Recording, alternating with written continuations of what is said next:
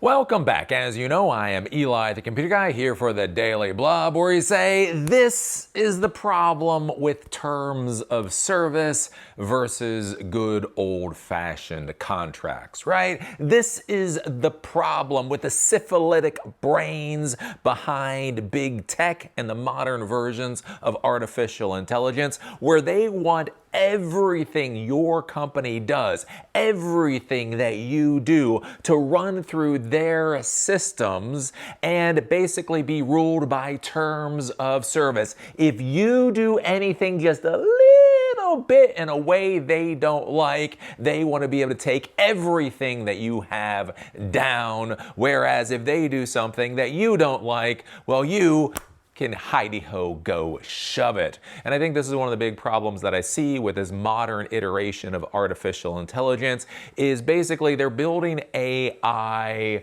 these technology businesses based around the Silicon Valley insanity that we've seen over the past number of years when we take a look at things like software as a service. So the important thing to understand when you're thinking about things like terms of service or contracts, in the normal business world, in the sane business world, in the world that big tech does not understand, right? You have contracts. Contracts protect both sides in a transaction. If you were going to come to me back when I had my computer repair shop and I was going to install a surveillance system, I had contracts. Now, to be clear, the contracts were written by my lawyers. When you spend $4,000 to write one contract, it is going to be biased towards you, but both sides are protected. So basically, like with the surveillance system projects that we did, if there had been an issue, there wasn't an issue. The first deposit was for all the hardware. So there were three times that our customers would pay.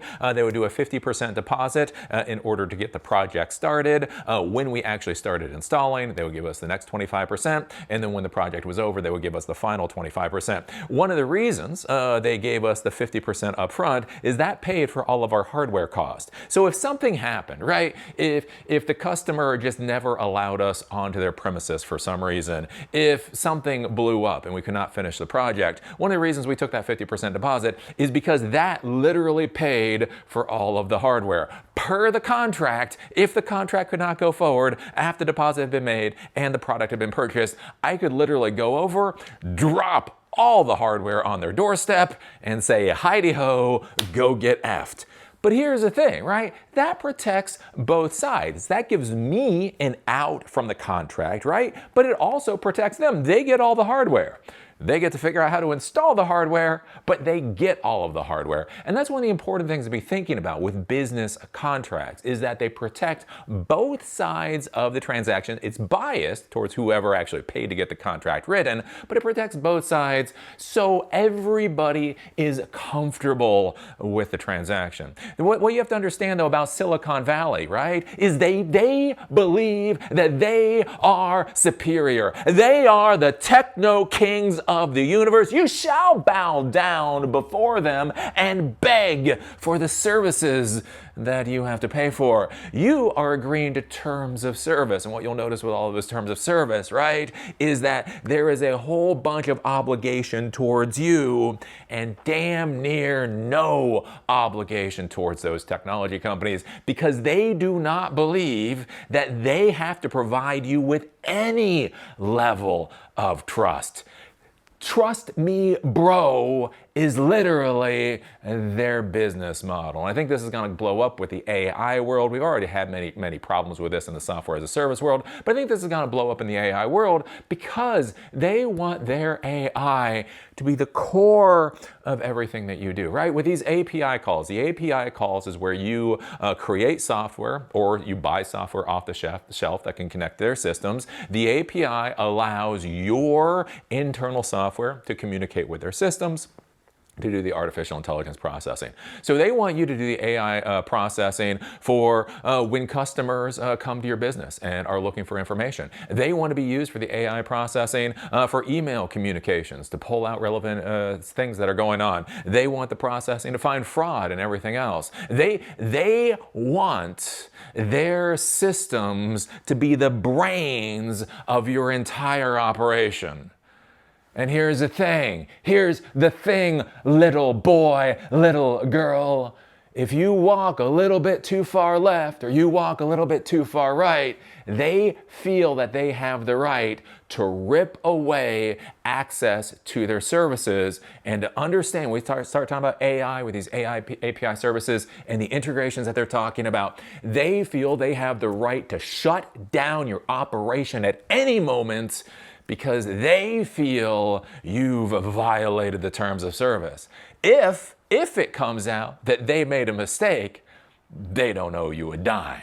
So this is one of the things I want you to be thinking about when we talk about these artificial intelligence businesses, and one of the reasons that I'm frustrated with all of this crap, right? Why am I not singing the praises about Anthropic or OpenAI or any of these other companies?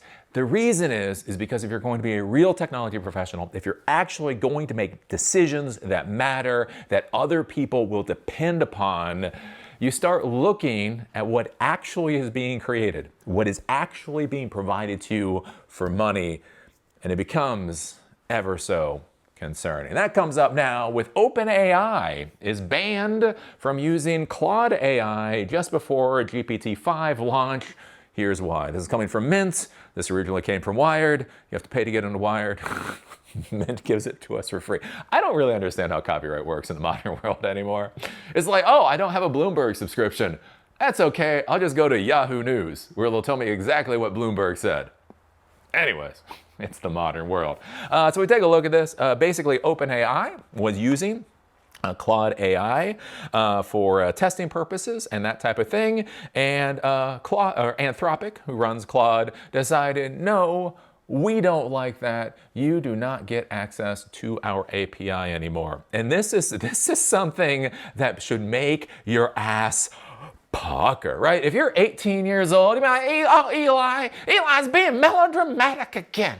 You know what I'm saying? You're brand new out of school. You've just learned Node. You're a brand shiny new Node developer. Oh, Eli's just screaming at clouds again. If you're a CIO or CTO, this should make your ass pucker. You should be crapping diamonds tonight when you think about the ramifications of what this means and how these AI services can rip away access to their APIs in the blink of an eye. Think about if this happened to your business. Is the risk worth it for your business? Is the risk of your entire business grinding to a halt and having to redesign many of your systems on a moment's notice, is that risk worth using these AI services today? Anthropic has revoked OpenAI's access to its AI models on Tuesday for allegedly violating the company's terms of service, according to a Wired report. The news of Anthropic cutting OpenAI's access to Claude comes at a time when the Sam Altman-led company is rumored to be releasing its own GPT-5 model soon. So GPT-5 model is supposed to be coming out soon. It was supposed to come out a while ago. I don't know. It's coming out soon. Anthropic spokesperson Christopher Nutley, while confirming the development in a statement to Wired, said, quote, Claude Code has become the go-to choice for coders everywhere, and so it was no surprise to learn OpenAI's own technical staff were also using our coding tools ahead of the launch of GPT-5. Right? So Claude Code, I have heard, to be clear, I'm snarky about a lot of crap. I've heard nothing but good things about Claude Code. Claude Code is supposed to be phenomenal. I haven't gotten around to it yet because I'm busy, but anyways, it's supposed to be great. So OpenAI, right? Claude Code is a service for developers. OpenAI's developers are using Claude Code, right? That should be good. Hey, look. Our service is so good, our competitors are using it. Right, that's what we used to be happy about in the old days. Right, that's the kind of thing you put on your webpage in the old days. We are so superior, our competitors use us. But anyways, it's the modern world. It's the modern world, and that's not how these syphilitic bastards think. Quote, unfortunately, this is a direct violation of our terms of service. Meanwhile, Nolte stated that Anthropic will, quote, continue to ensure OpenAI has API access for the purposes of benchmarking and safety evaluations as is standard practice across the industry.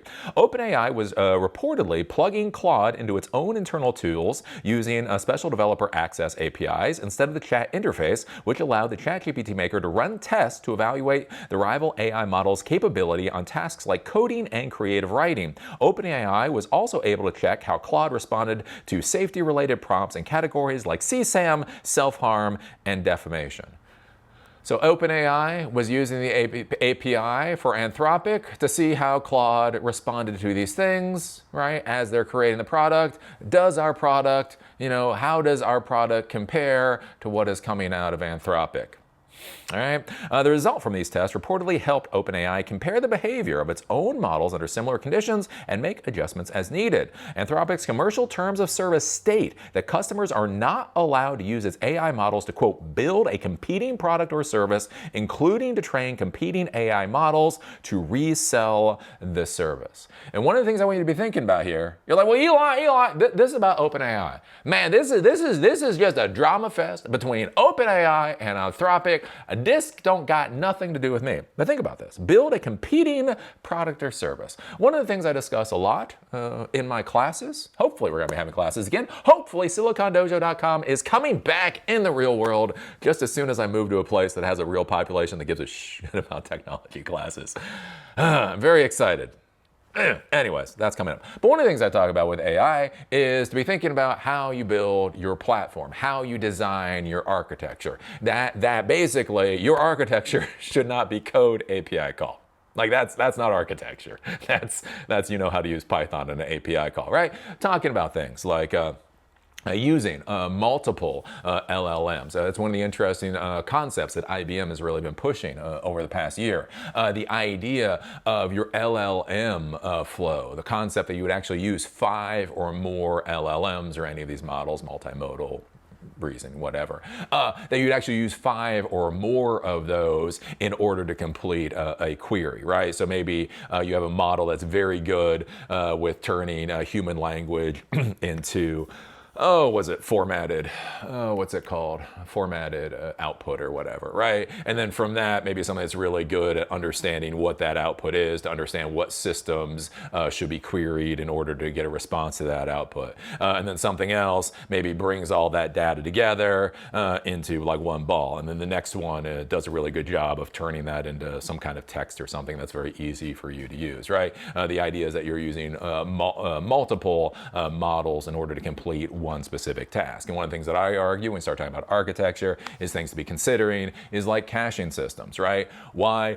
If your people are basically making the exact same request all the time, why go through a whole AI process that's gonna use, a gallon of water just to do it? When the first person makes a request, it goes to AI, you get the response. You can simply go to a relational database, plug in the request, plug in the response, and then the next time, if it's in the database, the response will come directly back from the database, right? But start thinking about this, right? You start adding OLAMA, right? Maybe you start running your own local LLM systems, and so you figure out what Anthropic or what the API is best for, you figure out what the local system is best for, you add a caching system in there, you start doing that type of thing. Maybe with that once you start having that kind of information, you start putting more time and energy. Maybe you start training your own specific models, fine tuning, build out your RAG or whatever, right? At what point are you creating an internally competitive service to what Anthropic is offering? At what point does your internal systems become better and better and better because of the responses that Anthropic is providing back? So you go from 100% of your requests go to Anthropic to 90% to 50% to 10%, right? If you start building an internally competitive product, right? Does that mean you're now violating the terms of service? Could your terms of service, could your access to their services be taken away because you're now violating, right? This is the kind of thing that you have to be concerned about, right? Contracts, legalese, legal language is called legalese. Legalese is very, very, very important, especially with these companies. They do not necessarily understand what their business models are. They don't necessarily understand who they're competitive with. They don't necessarily understand many things. So when they put in this kind of legalese, the question is not necessarily what will happen to you today, right? OpenAI is being hammered today. OpenAI has nothing to do with you. The question is, what about a year from now? What about 2 years from now, right? What happens when your services just get shut off? I think about this when I heard Google, right? Google AdWords was phenomenal. Back when I had my computer repair shop, I think cost per client acquisition using Google AdWords was like $85. $85 acquisition cost using Google AdWords. For a billboard, it was $4,000, right? So I tracked inside QuickBooks, how I got every client. So every customer that came in, every customer we dealt with, how did you find out about us? And we plugged it in, right? Literally, I think it was City Paper, so they were a local newspaper, whatever. That was about $500 per client acquisition cost. Radio was like $8,000 per client acquisition cost. Anyways, AdWords was great. You turn the tap on, you turn the tap off, fucking phenomenal. There were days I was spending $500 a day just in AdWords because it was so good. And there were a number of different times when Google simply shut off my AdWords. So literally $85 a pop. So I put in $850, I get 10 customers that day. Literally, it was about that effective when you go back 16 years ago. It's probably more expensive now, but 16 years. And imagine all of a sudden I have 9 employees, I have field technicians, I have all of that going on. All of a sudden, my AdWords account is just disabled for a week. Why? Who the hell knows? I'm running a computer repair shop. I'm doing completely normal stuff. I barely ever changed my keywords. Literally back in the day, I figured out computer repair was like the only keyword I needed. If you put in like web design, all these other keywords, it didn't really matter. Like all anybody searched on was computer repair. So basically I had computer repair. I'm willing to spend like $5 cost per click. I'm willing to have this much budget per day. And all of a sudden it just gets disabled for a week at a time, right? That is the reality of the insidiousness of these terms of service. They can shut you down at any time and there is not a damn thing you can do about it. And think about that with AdWords, right? AdWords was $85 a pop to get a customer. The next closest client acquisition cost was something like $500. I could not simply replace Google AdWords. I just had to suck it up, right? And that's my concern here with these AI services is you integrate these deeply into your systems, right? They want all of your systems running through their AI infrastructure. And at a moment's notice, all of that can go down. And you will basically have zero legal recourse. Are you crapping diamonds yet, 18-year-olds? Let's see here. OpenAI's Chief Communications Officer, Hannah Wong, in a statement to Wired said, quote, "It's industry standard to evaluate other AI systems to benchmark progress and improve safety. While we respect Anthropic's decision to cut off our API access, it's disappointing considering our API remains available to them." Notably, this isn't the first time that Anthropic has cut off a competitor's access to its AI model. Earlier in the year, the company had restricted AI coding startup Windsurf from having direct access to its models after reports started emerging that the company was being acquired by OpenAI. Uh-oh, our customer is being acquired by somebody else. Maybe we'll restrict their API access. Wait, what? Fuck me, what? This is not good. Anthropic's Chief Science Officer, Jared Kaplan, had then talked about revoking Windsurf's access to Claude, saying, quote, "I think it would be odd for us to be selling Claude to OpenAI."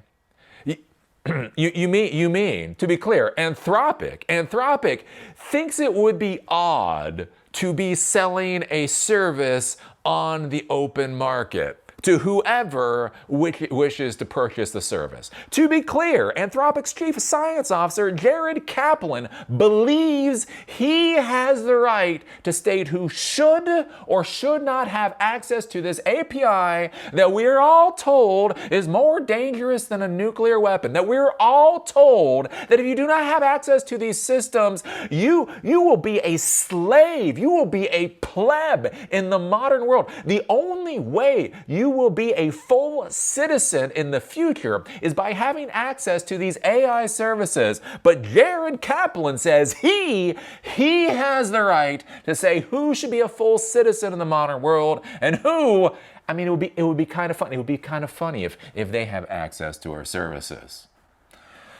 So yeah, that's the latest hubbub, or one of the latest hubbubs going on in the AI world. And as I say, I do think it's curious. This whole terms of service thing, I've been screaming about for years, right? Look, if you are going to be a real technology professional, I don't know what it is about 18-year-olds. 18-year-olds think slotting RAM onto a motherboard is being a real technology professional, or understanding how to do an API call or whatever else, right? Being a real technology professional, being a decision maker, being at the table when decisions are being made about building out server rooms and data centers and your architecture and everything like that. That is as much about understanding terms of service and contracts and regulations and all that kind of stuff as it is understanding about latency and packet loss and whatever the hell else, right? You have to understand these concepts and you have to be thinking about this going in the future. This is where I talk, right? I talk a lot about the China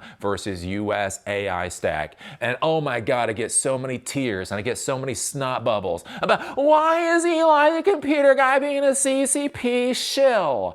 And I'm not being a CCP shill. Why don't I talk shit about the CCP? Because I'm not Chinese. I'm an American. I care about my fucking country. That's why I complain about dumbass policies. And that's the kind of thing to be thinking about, right? When we have AI diffusion rules in this country, when the Congress says they want to mandate GPS tracking of individual GPUs that NVIDIA sells, all of that kind of stuff, what I want you to be thinking about from a CIO, CTO, level position, when you're thinking about integrating artificial intelligence into your core systems, do you feel comfortable with that business, regulatory, legal environment that one company or the other is providing you, right? As I talk about with Olama, I am a fan of Olama. Olama Llama, better than Obama Obama. I've been singing that shit for 2 years. I fucking love Olama. But let's face it, Olama's Olama.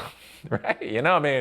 Olama is great, right? Olama is an AI framework that allows you to run all these kind of different models on your system. It's great. Go download and install it. It's open source. It's free. You can download and use open source and free models. But the issue is let's face it, if you're running Olama on your system, you only have so much money to build your system, so the performance is gonna be what the performance is, right? Many times, proprietary systems are going to have better outputs because they pump more money into it, right? But here's what I want you to be thinking about. If you're thinking about integrating artificial intelligence into your core systems, do you want the best, do you want the quote-unquote best AI that can be ripped away from you in the blink of an eye? Every single system that ties in that API can get shut down, right? That fast. And there may not be anything that you can do about it, right? You're told you have violated the terms of service, done. Even if they're wrong, even if they're incorrect about you violating the terms of service, they can still shut you down. And now even with software-oriented architecture, well, Eli, what about software-oriented architecture? Well, yeah, but man, shit still takes time. Even if you're gonna migrate from Twilio, which is an SMS API, to some other SMS API, right? You gotta figure out there's a problem with Twilio. Then you have to figure out what other vendor that you would go with. Then you got to figure out where the code does all the connections, and then you got to modify all that code and change the API keys and maybe change some functions and parsing responses and all that kind of stuff. And that's just for Twilio. That's just for swapping out Twilio, right? Imagine this with AI.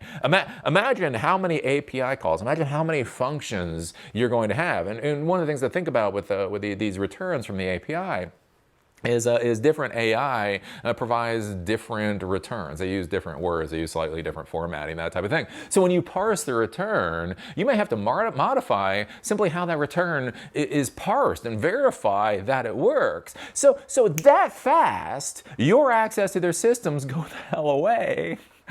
And now you gotta do a migration. Like, literally ASAP, right? The worst thing to do in the technology world are migrations, right? Initial deployments, I mean, they're tiring, they suck, whatever else, but whatever, fine. It's migrations. Migrating from one ting to another ting sucks all the tings, right?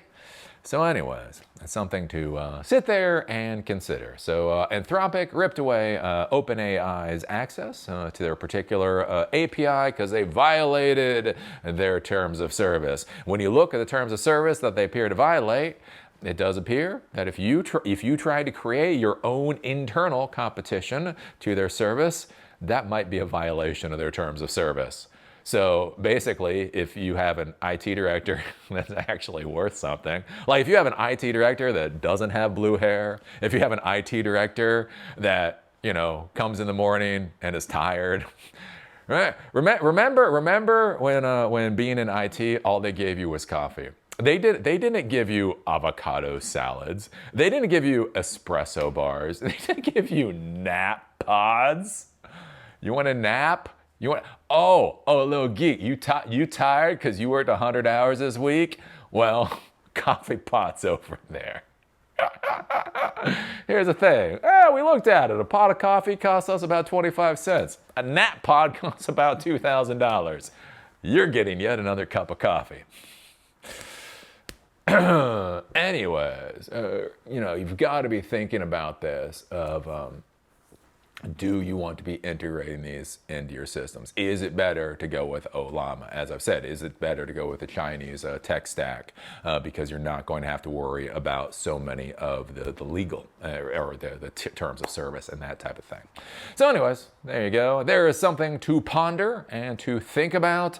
What do you think about this? What do you think about Anthropic taking away access to APIs for OpenAI, for, was it Windsurf or whatever the hell it was called? Do you think they should have that ability? What do you think about this whole thing with terms of service versus good old-fashioned contracts, right? When I had contracts, at the end of the day, it was biased towards me, but even the contract that I paid to have written still protected the customer to a great degree. And the reason for that is so that everybody sitting down at that table had a reasonable level of trust. What do you think about the fact that Silicon Valley and these AI companies don't give two shits if you trust them or not? They literally, their business model is trust me, bro. How do you feel about that? How do you feel about that? Put your thoughts down below. Remember to give us a thumbs up, thumbs down. Give us an amazing comment or a god-awful comment. It is the modern world of social media. All that matters is that interaction. Do you remember silicondojo.com? We have fireside chats coming up. We have the co-founder and CTO of an integrations company. Basically, they integrate different systems. They try to integrate artificial intelligence into what they were doing, and they had results. We are going to be talking about those results. I do believe that is next Wednesday. The week after that, we are having the VP for AI models of IBM on for the fireside chat, so we can discuss what IBM is doing with AI nowadays, models and all that kind of stuff. So do make sure to take a look at silicondojo.com, become a member, and RSVP for those fireside chats. Basically, they're Zoom, so you can come on, you can ask questions, that type of deal. And with that, I'll see y'all later.